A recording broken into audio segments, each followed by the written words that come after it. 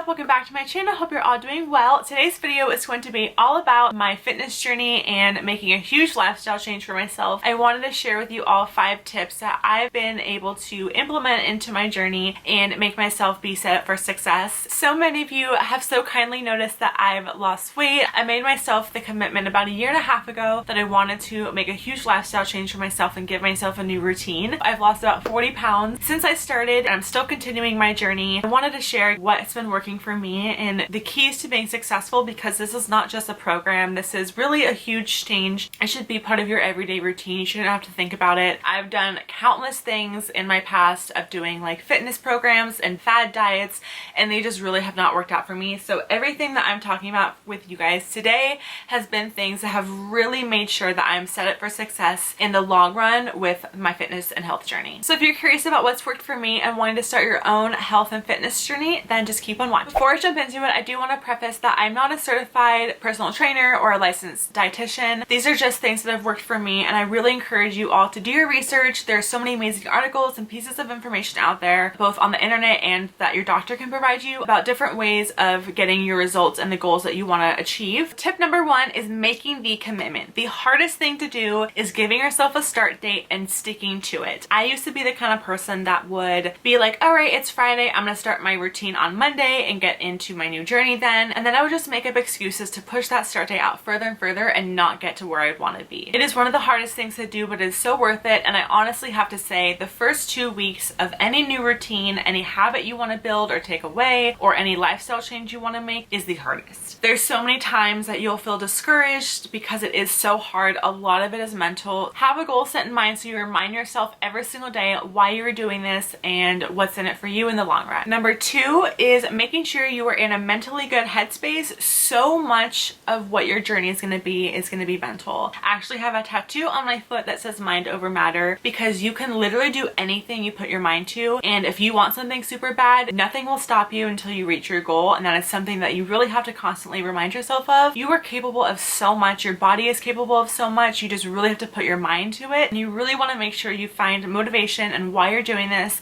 and making sure you're doing it for yourself, not anybody else. For me, there are so many amazing benefits of both clean eating and exercising for both my mental health and my anxiety. I actually saw such a huge difference in how I thought about myself, and my anxiety was decreasing because of all the exercise that I was doing. I also like to remind myself when I'm working out that I'm so grateful for my body being able to do the things that it does. We are so capable of so much. We put our bodies through an incredible amount just through our day-to-day lives, and you want to be grateful for the body that you have, and being able to even just like walk and run.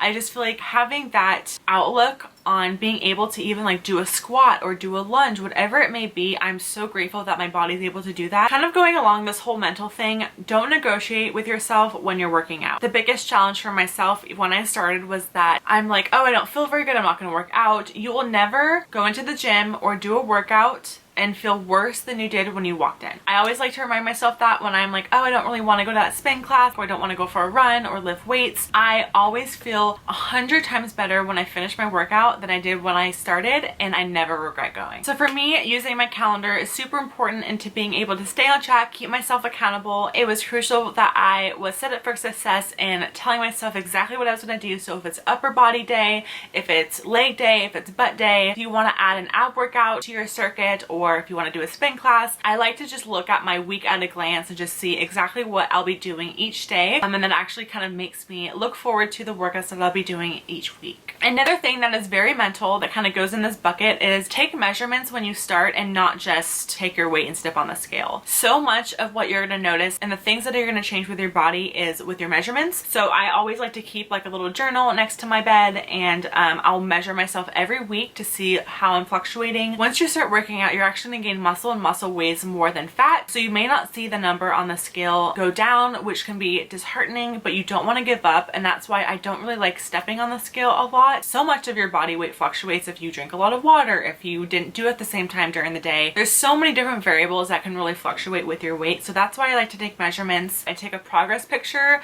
Pictures are amazing to kind of look back and be like, wow, I actually do really look different. When you see yourself every day, you don't really tend to see the biggest differences in yourself until you look back at a photo, like let's say 5 months before, and you're like, wow, I definitely noticed the change on like my waist and my arms and my legs. So measurements and photos are key. Now for me, a lot of my journey came with not just fitness, but also my diet. I needed to make sure that I was able to get a lot of clean eating in and kind of restructure the way I was looking at food. I used to do a lot of overeating and just eating because I wanted to eat. I've now started to look at food, and I think it's changed my perspective on just like how I go about my meals, is eating when I'm hungry. So sometimes in the morning I'm not hungry until 11 o'clock, so I'm kind of like intermittent fasting in a way, and I'll just start eating when I'm hungry. When I'm not, I feel like I'm overeating and I'm not needing all those extra calories. So I like to eat when I'm hungry. I like to portion control my food. When Nolan and I first started our journey together, we actually did the Whole30. It was really helpful to kind of figure out what was irritating our stomachs and really to start on a clean slate. It felt so good to just like detox everything and not have any added sugars. That made a huge difference into my weight loss, especially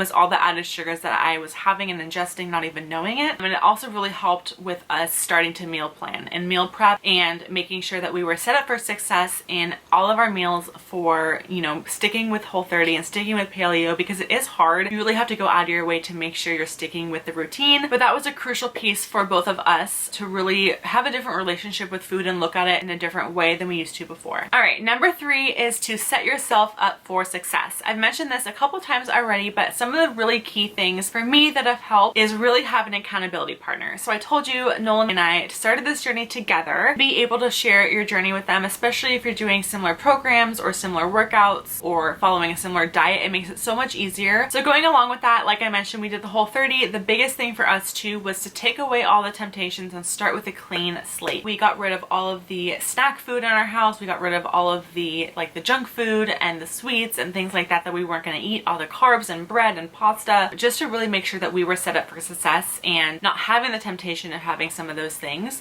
Not that those are bad, but just for us and how we wanted to kind of restructure our diet, we wanted to make sure that those were out of sight, out of mind. We didn't have to think about them. Another thing I think is so crucial for being successful in this is knowing that you can take a break. It's totally fine to have a rest day. Totally fine to have a cheat meal. Really want to make sure this is incorporated into your life and into your natural routine, so it makes it easy. You don't even have to think about it. I think it's important for me to at least get 1 or 2 rest days a week, whether that be if it's a cheat meal or if I don't want to work out, I just want to go for a walk, just to really have your body to refresh, and it's really good for your mental state as well. So the one last thing I have to make sure you are set up for success is to set yourself some goals. I like to set myself SMART goals. So SMART goals are specific, measurable, achievable, realistic, and timely. So if you say, I want to lose 10 pounds, that is so broad and so generic, it'll be super hard for you to kind of keep yourself accountable into what are you going to be doing to lose those 10 pounds. So to turn that into a SMART goal, you would say, I want to lose 10 pounds in 2 months by working out 45 minutes a day for 5 days a week. So you're super specific on what you want to do. You are timely, it's achievable, it's something that is possible. You're giving yourself a length of time that you're able to do this in,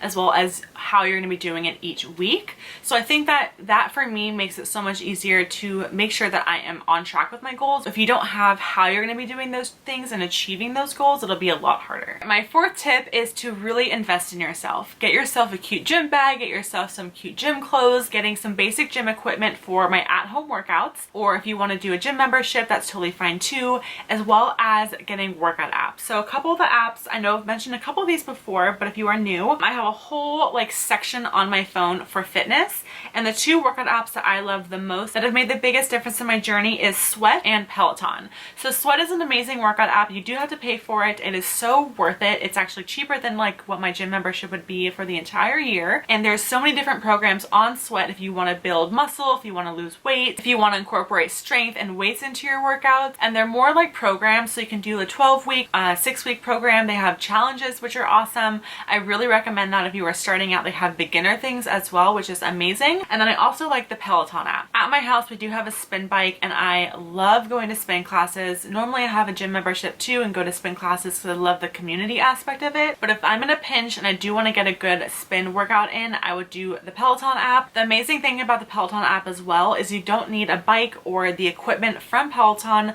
to use their app and have the workouts that you want. They also have cardio classes, they have running classes, they have HIIT workouts as well, which I really like. One other app that I've been getting into is actually Nike Run Club. That is one app that has helped me kind of start to fall in love with running again and be more guided versus just going going out on a whim and running. So those are the 3 apps that I recommend the most in terms of working out. Another thing that has been really important, at least for my journey and my routine, is having an Apple Watch. So something that monitors my activity, whether that be an Apple Watch or a Fitbit. There's Polars, something that when I'm working out I can figure out how many calories I'm burning, what my heart rate is at, how many steps I'm walking. It's made a huge difference in making sure that I get all the exercise I need for the day, I'm achieving my goals. One other thing before I go on, being able to invest in yourself is really investing in the food that you're eating. So again, for me, it was part fitness, part diet. I really wanted to make sure that I was fueling my body with food that it needed to be successful. So one of the big things actually that I did when I first started was download MyFitnessPal. Is a great way to start to see just kind of like what you're eating and where you're at with your calories. I don't like to count calories because I feel like,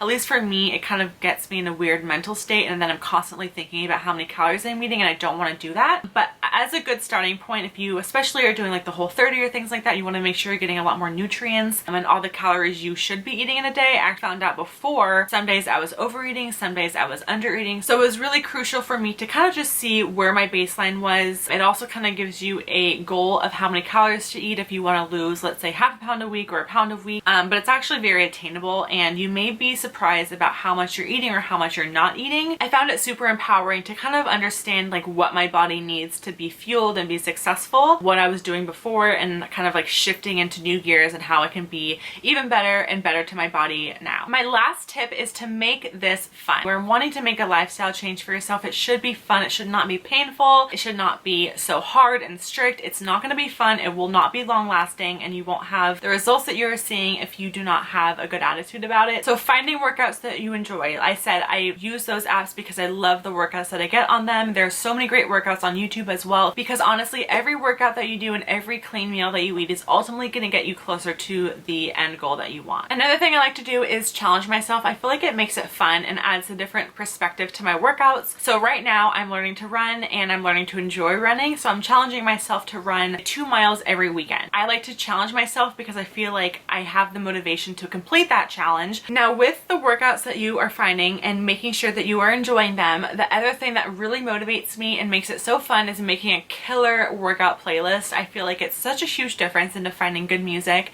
and like jam into it when you're working out versus just having something on in the background. It really kind of beefs up your motivation and makes you feel strong and pumped up for your workout. I'll leave my Spotify link down below if you're interested in kind of seeing my workout playlist and things that I follow. And then last but not least, this may sound silly, but I feel like it's actually been a huge game changer for me, and I'm still trying to post on it, is creating a fitness account specifically on Instagram. I think it's so much fun to follow other people's journeys, and it actually keeps me motivated as well to see everyone else's journey and their success stories. I use it a lot to follow all of my favorite like Peloton instructors and my favorite like fitness influencers, just things like that to kind of keep me motivated. I don't post on it too much, but it's a really great way to kind of keep yourself accountable for your own sake, kind of see your progress. You can post your progress pictures. If you don't feel comfortable having it public, totally make it private, but just keep it for yourself, looking back at those photos and having a place of like, wow, I've come so far, made such a big difference, and it's great to see those progress pictures. All right, so that is it. That wraps up all of my tips for jumpstarting your fitness journey and making yourself a new healthy routine, and I hope you all found it helpful. It's been so crucial for me to kind of stick with this and use all these tips for myself. If you do try any of these and you are on your journey yourself, I'd love to follow you for extra motivation. I'll leave all of the information that I kind of talked about, all the things that I mentioned, as well as some other resources that you can reference that I think are helpful. I'll leave them down in the description box. Feel free to give this video a thumbs up if you liked it, and if you want to see more fitness videos from me or anything fitness related, let me know down below. I have a couple ideas up my sleeve, but I'd love to get your input on what you want to see. Again, thank you so much for watching, and I will see you all in my next video. Bye!